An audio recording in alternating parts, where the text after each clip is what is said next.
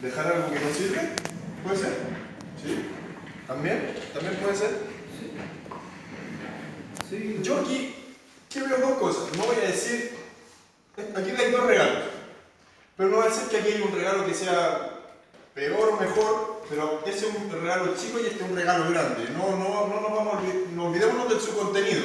Que uno puede decir, no, acá puede haber una pelota y allá puede haber un reloj de oro. No estoy pensando eso. Estoy pensando en un regalo chico y un regalo grande. Para poder obtener este regalo, hay que dejar ese. ¿Se entiende? Sí. Para poder obtener esto, hay que dejar ese de lado, porque no me cabe con toda la mano. Tengo que dejar algo para obtener un algo. Entonces, renunciar para ganar es lo que presentamos acá en esta imagen. ¿Ya? Renunciar para ganar. Entonces, quiero que veamos un texto bíblico. Entonces, el texto se encuentra en Marcos, capítulo 10, versículo 28 al 30.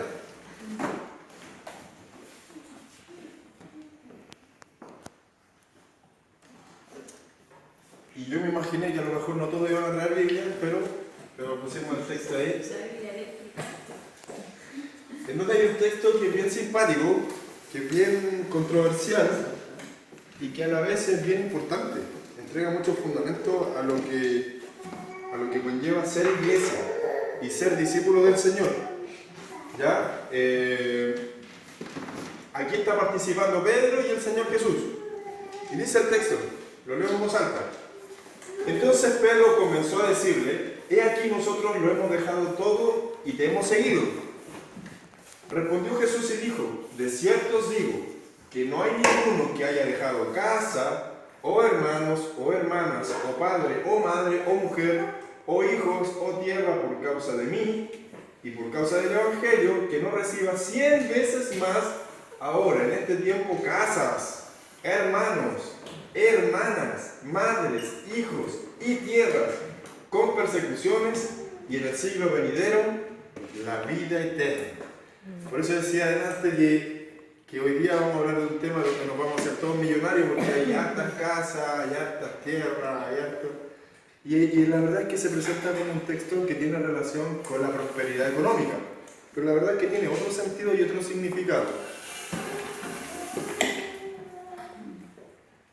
Después de que Jesús habla con el joven rico y se encuentra con él y el joven rico dice que él quiere seguirlo, Jesús le dice que guarde los mandamientos, ¿cierto?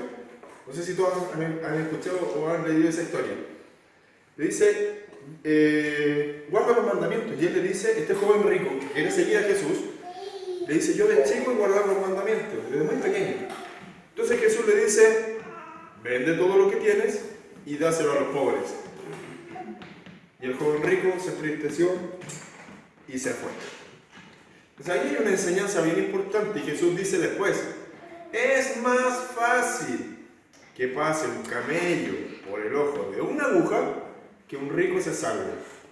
Y ahí donde nacen una cantidad de conjeturas de que los ricos no se salvan. Pero resulta que Jesús después continúa, como de repente dijo el hermano Marcos, que a veces uno lee una parte y se salta la otra. Después Jesús sigue diciendo, pero para Dios no hay nada imposible. Es decir, que existen las agujas y no es que sea una puerta, porque algunos hermanos en algún momento pensaron y creyeron que era una puerta con forma de aguja, que el camello se tenía que agachar mucho, casi pasar arrodillado. Entonces, para que los ricos se salven, por la semejanza que querían hacer ahí, para que los ricos se salven, se tienen que humillar. No es eso. Esto es una aguja para tejer redes, una aguja para hacer costuras, y un camello. Entonces Jesús está diciendo que es imposible, humanamente, que un camello pase por el ojo de una aguja, por lo tanto así de imposible es que un rico se salve. Pero luego dice, pero para Dios no hay nada imposible. Y después de esa conversación que él tiene con este joven rico, Pedro dice, Señor, avanza de eso. Señor, no una sola. Señor, nosotros hemos dejado todo por seguirte, no como ese joven rico, que no quiso vender sus propiedades ni dejar nada para seguirte. Pero nosotros hemos dejado todo por seguirte. Como diría el profesor Salomón, Falso, falso, falso. Cuando Jesús muere, ¿dónde se fue Pedro? Volvió a pescar en sus barcos, con sus redes, con su gente. ¿En verdad dejó todo? ¿O lo dejó temporalmente guardadito? ¿Se lo dejó a alguien para que se lo cuidara? Pedro dejó todo temporalmente. De hecho, Jesús dice que sana a su suegra, por lo tanto él tenía familia. No se olvidó de su familia, de hecho le pide que le sana a la suegra. Algunos quisquillosos por ahí dicen que por eso Pedro lo negó después, porque le había sanado a la suegra. No estoy seguro de eso, pero Pedro le dice al Señor: Señor, nosotros hemos dejado todo por seguirte. Sí, entre comillas. Si bien es cierto, ellos lo siguieron como sus discípulos, pero dejaron temporalmente su pertenencia. Dejaron temporalmente su bienes. Cuando este relato, que nosotros leímos en Marcos, aparece en Mateo y en Lucas, ellos agregan esta expresión al texto. ¿Qué premio recibiremos? O sea, no solo Pedro le pregunta, o sea, no solo Pedro dice, nosotros hemos dejado todo por servirte, sino que le agregan, Mateo y Lucas le agrega, ¿qué premio recibiremos si ya dejamos todo por seguirte después de haber dejado todo? ¿Qué premio recibiremos? Eso aparece en los otros textos, no en Marcos. En Marcos no aparece esta pregunta. Solamente dice, nosotros dejamos todo por seguirte. Pero los otros dos textos, o los otros dos evangelios, le agregan esta expresión que es probable que Pedro la haya dicho y que Marcos la omitió. Pero dicen, bueno, si nosotros, Señor, dejamos todo, ¿qué premio recibiremos por haber dejado todo y seguirte? Continuamos con la obra. Jesús, después de esta pregunta, que le hace, o más bien saca pecho Pedro, ¿cierto? Es como una actitud arrogante de cierta forma. Dice, Señor, nosotros dejamos todo por seguirte. Y Jesús enumera algunas de las cosas que ellos pueden dejar. Pasemos a la siguiente. Entonces Pedro comenzó, aquí nosotros hemos dejado todo y te hemos seguido. Jesús respondió y dijo, de cierto os digo que no hay ninguno que haya dejado casa. Y miren esta expresión, por favor, pero pongan atención, y yo intencionalmente la escribí en rojo, que haya dejado casa, o hermanos, o hermanas, o padre, o madre, o mujer, o, ese no lo puse en rojo, pero debería ir, o hijos, o tierras, por causa de mí y del Evangelio. Entonces está diciendo, puede dejar esto, o aquello, o aquello. No está diciendo que lo deje todo, sino que si alguno ha dejado esto o lo otro, ¿se dan cuenta de ese detalle? Alguna de esas cosas. Puede dejar alguna, no está diciendo que lo deje todo. Ojo, pero Jesús le dice, si alguno hubiese dejado alguna de estas cosas por causa del Evangelio, no quiero hacer todo de nuevo.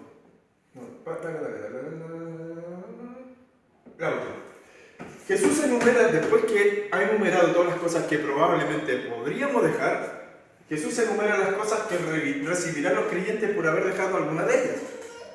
¿Se entiende la idea? Y las enumera de la siguiente forma. Que no recibirá 100 veces más. Ahora, en este tiempo, casas y hermanos y hermanas y madres e hijos y tierras con persecuciones y en el siglo venidero la vida eterna. Reina Valera pone comas. La Biblia aparece con comas, pero en el texto original aparece la palabra y. Por eso yo la puse acá. Hay una palabra muy pequeñita que se escribe kai y aparece adelfos, kai, adelfas, la palabra griega madre, hijos, tierras, persecuciones, oikos, habla de casas. Entonces empieza a enumerar todo lo que recibirá a cambio de haber dejado alguna de las otras. Detalles. No coloca acá. No, yo lo voy a cambiar. No coloca acá padres.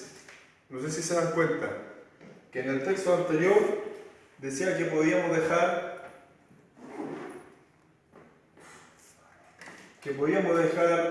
padre o madre. ¿Se dan cuenta? Podríamos dejar alguna de esas. Y en la otra, cuando relata lo que recibiremos, omite la palabra padres.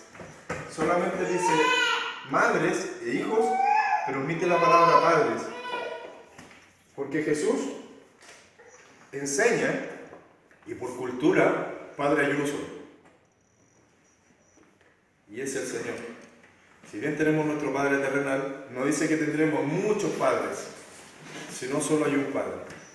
Entonces ocupa esa figura para establecer de que así como no hay muchos dioses, solo hay un Padre.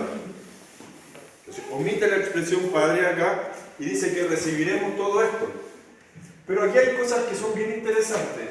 Dice, en este tiempo, pero en realidad, por eso aquí es interesante ir al original, la expresión acá que utiliza habla del tiempo oportuno, que recibirán el tiempo oportuno. ¿Pero qué? Todo esto, que a la larga uno dice, va a recibir todo esto de manera material. En realidad, si yo dejo, no sé, algún gusto, algún trabajo importante, si yo dejo una casa por el Evangelio, si yo por acercarme al Señor tengo que abandonar a algún familiar, ¿Dios me va a dar todo esto literalmente?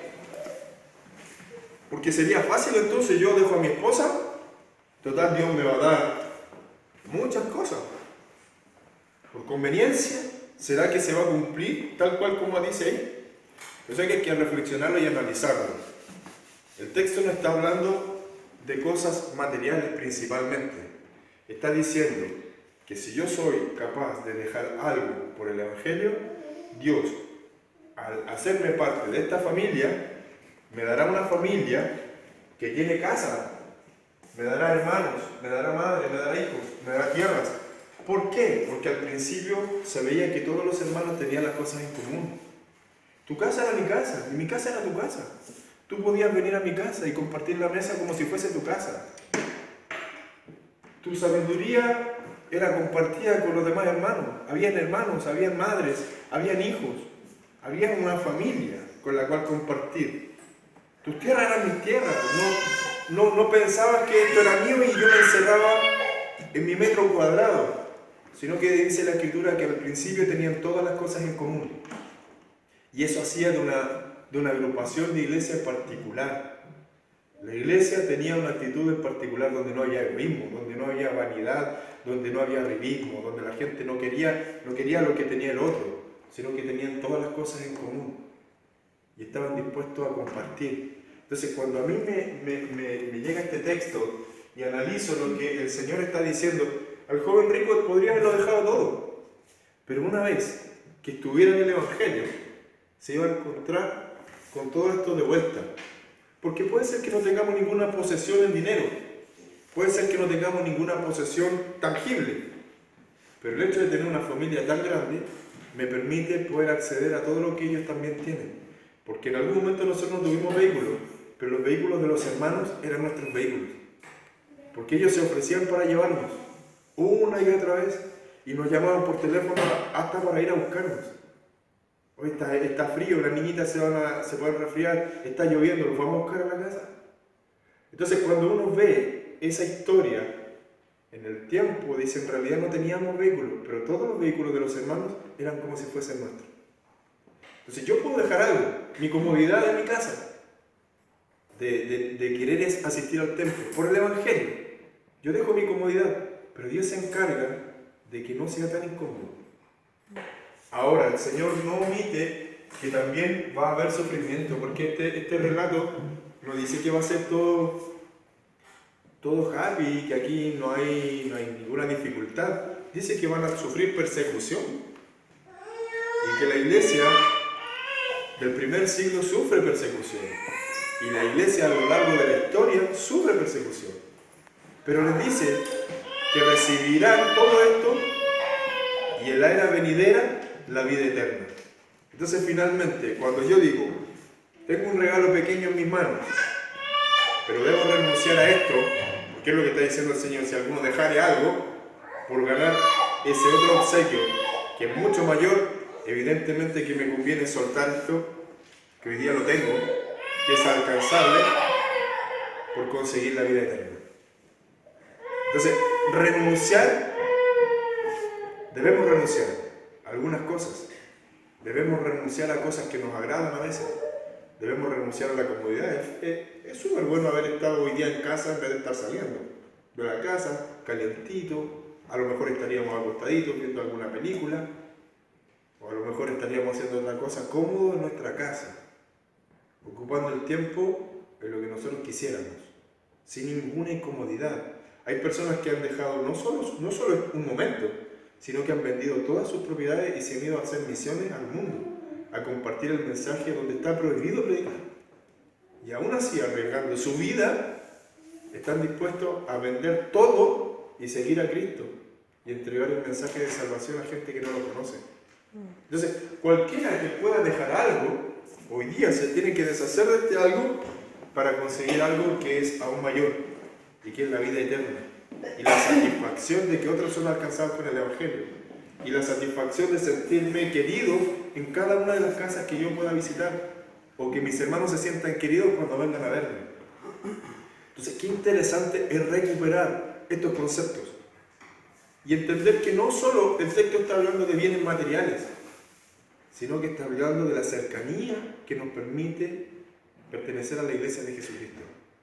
La cercanía, el compañerismo, la empatía, el amor. Está hablando del amor.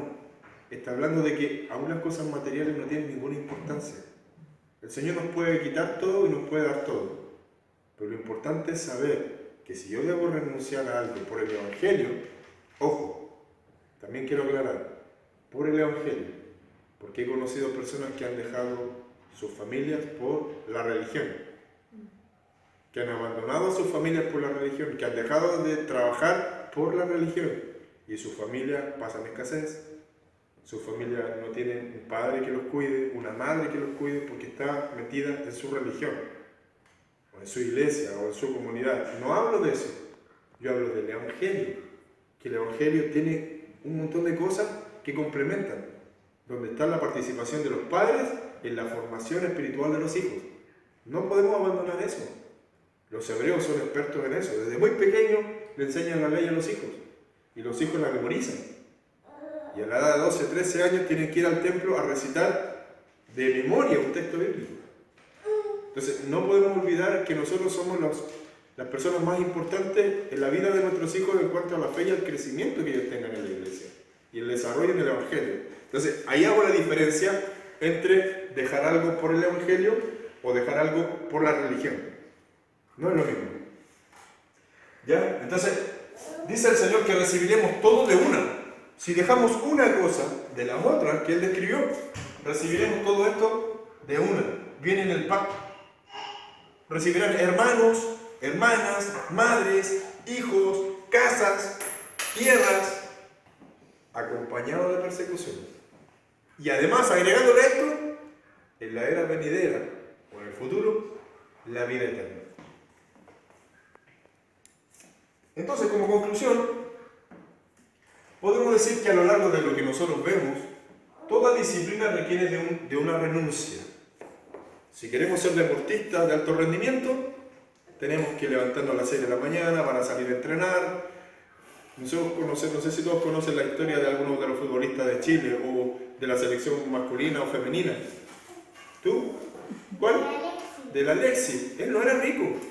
Él tenía que pasar hambre, tenía que caminar, tenía a veces solo dinero para ir a entrenar y no tenía muchos recursos. Y se esforzaba, sus papás lo apoyaban, su mamá lo apoyaba para que él fuera un futbolista profesional. Un sacrificio, él tuvo que dejar su comodidad para conseguir ser uno de los mejores futbolistas del mundo. Así pasa con los nadadores.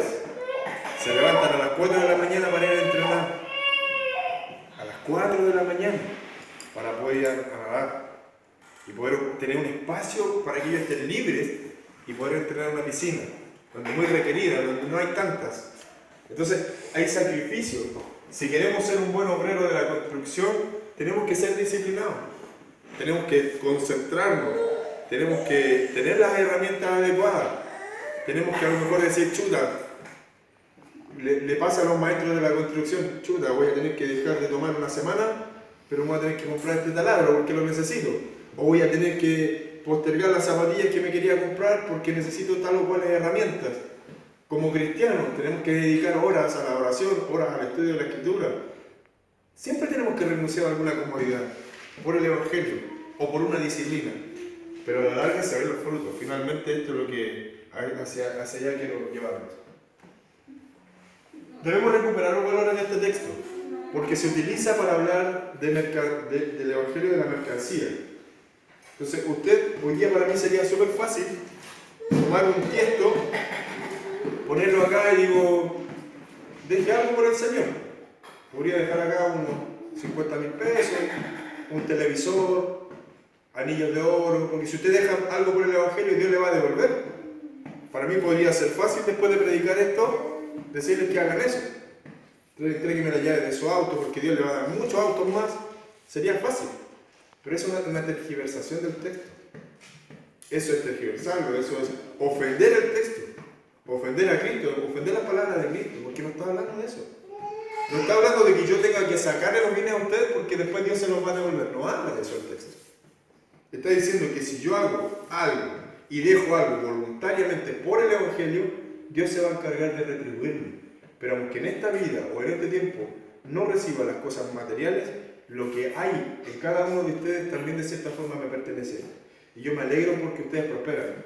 Y yo me alegro porque ustedes le dicen, ¿saben qué? Tienen una casa nueva. Y nos alegramos como iglesia, nos alegramos porque alguien crece, alguien prospera. Así como nos entristecemos cuando alguien lo pierde todo. Porque también hemos vivido la experiencia de que a alguien se le ha quemado su casa y como iglesia hemos tenido que hacernos parte de ir en alguna ayuda de alguien que lo necesite. Porque nos sentimos la tristeza y el dolor. Y no envidia cuando alguien crece. Pero no solo está hablando el texto acerca de eso. Está diciendo lo importante que es la familia. La iglesia como familia. ¿Se entiende la idea? Y es nuestro deber hacer sentir a todos que vale la pena ser parte de esta familia. Porque hay personas que han tenido que sufrir porque a veces llegan solos a la iglesia, llegan solos al Evangelio y se les ha hecho difícil. Y es nuestro deber como iglesia hacer sentir a la persona que llega que vale la pena estar aquí, que vale la pena seguir a Cristo. Hay personas que dicen, yo cuando no era cristiano tenía un mejor trabajo y me iba mucho mejor, y ahora que soy cristiano no me va tan bien. Y a veces pasa. No digo que sea la regla, pero a veces pasa. Es nuestro deber como creyentes hacer sentir bien a los hermanos y no hacerle las cosas más difíciles. ¿Se acuerdan que antes hablábamos de que a veces las personas llegan a la iglesia súper cargadas, súper agobiadas, buscando al Señor y se encuentran con personas que le hacen la vida más difícil porque le decimos, tome, ahí está el manual. Primero tiene que aprendérselo de memoria y después comienza a practicarlo, porque si no, no puede ser como nosotros. No es que nosotros somos muy buenos, cumplimos todo esto. Y eso que solo aquí está el Nuevo Testamento, también cumplimos el Antiguo. Así que si usted quiere ser como uno de nosotros, tiene que aprendérselo de memoria y además tiene que practicarlo. Entonces las personas sienten una carga mucho más grande. Ya vienen con una carga. Y nosotros le hacemos una carga más grande. Si bien la gente tiene que aprender el Evangelio, tiene que conocer las enseñanzas de Cristo, el Señor se encarga de ir haciendo los cambios.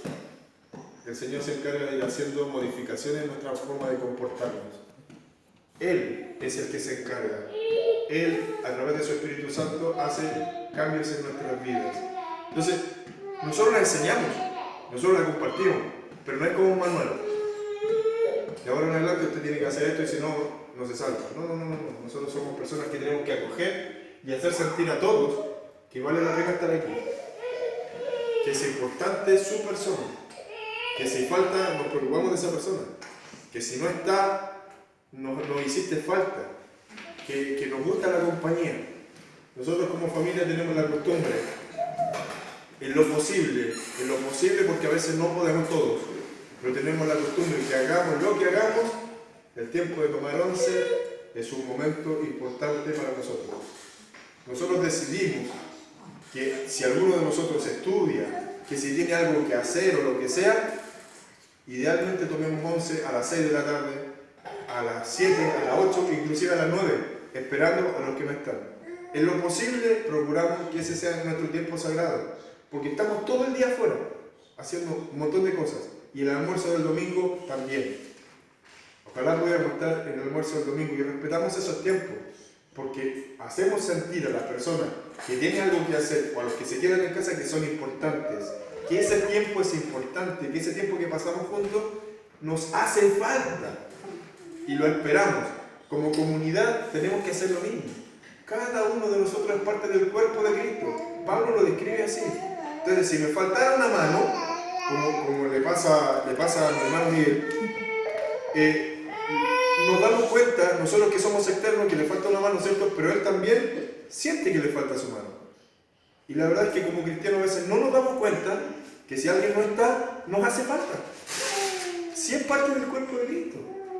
Si alguien no está, si alguien se va, si alguien por alguna razón se ausentó, nos hace falta y tenemos que hacerle ver que nos hace falta. La otra persona tiene que sentir, porque tal vez yo puedo estar acá y decir, oh, mira, no está el hermano Miguel, no está Miguel. ¿Quién sabe a dónde andará?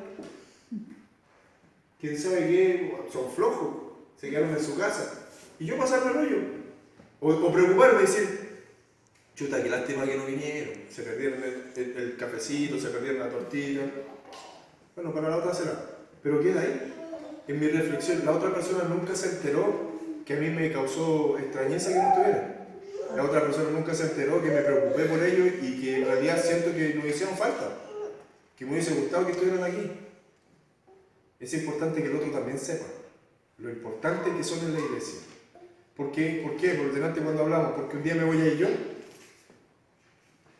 y nadie me va a llamar. Entonces, lo que yo enseño desde aquí se me viene de vuelta después cuando yo me vaya. Si algún día me voy. Entonces, es importante eso. Que hagamos saber que son importantes en la iglesia.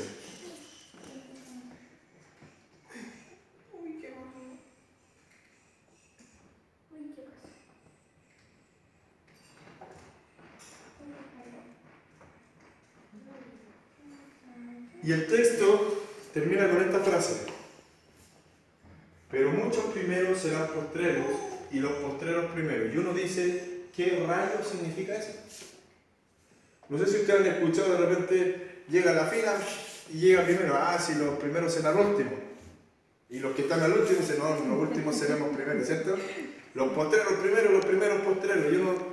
Y uno dice, pero ¿y eso cómo se podrá interpretar en este texto? Donde hay un joven rico, donde hay una expresión de Pedro diciendo, Señor, pero si nosotros lo dejamos todo, donde después Cristo le hace una predicación de lo que él acaba de decir. ¿Cómo calza esta palabra en el texto? ¿Cómo lo hacemos calzar? Y no es el único texto que tiene que finaliza así. No es el único texto que finaliza de esta forma. Muchos primeros serán postreros y los postreros primeros. Es una expresión común. No es extraño encontrarse con esta clase de ideas que son propias de la cultura. Es propio de la cultura. Querer reflejar algo que parece inferior, pero que a la vez es mayor, y algo que es mayor va a ser inferiorizado. Ocupa las expresiones de primero y de último, de que tiene mayor importancia o menor importancia. Al tomar el texto y ocupar esta expresión que pareciera no tener lógica, le encontramos el siguiente significado. Aquellos que crean que han dejado mucho por el Evangelio, en realidad han dejado poco. Y aquellos que crean que han dejado poco, recibirán mucho. Y eso es fundamental para la vida del creyente. Hay personas que creen que hacen lo mejor, que dan lo mejor, que lo dejan todo por el Evangelio. Y el Señor le dice, oye, dejaste esto al lado del que está allá. Y es más, al lado de Cristo, ¿quién se puede comparar? Jesús dejó su trono de gloria, dejó su realeza, dejó su santidad allá arriba, porque se vino a mezclar entre los pecadores, dejó sus comodidades, sintió hambre, sintió frío, sintió vergüenza, sintió que sus discípulos lo abandonaran, sintió la traición, sintió el dolor, dejó todo. O sea, podremos decirle al Señor, Señor, nosotros hemos dejado 1 hora, 2 horas, un dinero, una casa, hemos dejado, el Señor va a decir, oye, al lado de lo que yo dejé, no es nada.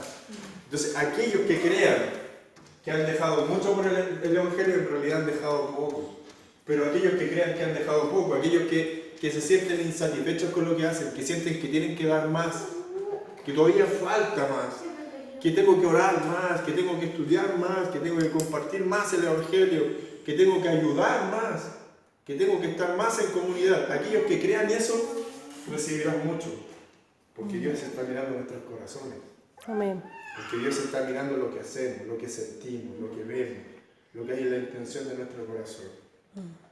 Así que yo lo siento, hermano, a que revisemos este texto con otros ojos. Y cuando nos prediquen este pasaje nuevamente, nosotros analicemos y decimos, sí, yo tengo hartas casas. Porque el día en que me convertí al Señor, las casas de mis hermanos fueron mis casas. El día en que llegué al Evangelio, sus vehículos fueron mis vehículos. Porque nos recibieron en Chiloé, no pagamos nada. Allá nos recibieron. Llegamos donde una hermana y nos recibió gratis. Porque Jessica fue a Iquique y allá la recibieron. Iban a un evento de mujeres. Y uno dice, la casa de mis hermanos terminan siendo mis casas. Y no por un tema de aprovechamiento, sino porque nos ofrecieron, porque nos invitaron, porque sienten que son una bendición para nosotros y ellos sienten que nosotros somos una bendición para ellos. Porque hay cercanía, porque hay compañerismo, porque hay hermandad. Entonces, cuando alguien pasa una necesidad, los hermanos se ven apoyados porque los que tienen más apoyan. Y así es la cadena. Nosotros hemos ayudado a algunas personas que no han tenido la posibilidad de ayudarnos, pero otros que han estado en una posición de poder ayudarnos lo han hecho. Entonces, al final Dios se encarga de ayudarnos en nuestras necesidades con las personas que Él quiere. No siempre va a venir la mano de vuelta con las personas que uno ayudó. Dios se encarga de ayudarnos con las personas que menos esperamos. Porque nunca las ayudamos, pero sin embargo nos ayudan. Y Dios se encarga. Él es así. Así que eso es lo que yo tengo para compartir, hermanos. Y pensemos siempre esto. Que lo que hagamos para el Señor en realidad no es lo máximo. Si fuera por escoger a los mejores, tal vez Dios no hubiera escogido a David, hubiera escogido a otras personas. Que lo hacen mejor, que hablan mejor, que predican mejor, que ayudan más, que tienen más. Pero Él se complació en llamarnos a nosotros. Somos seres humildes, que tenemos un tesoro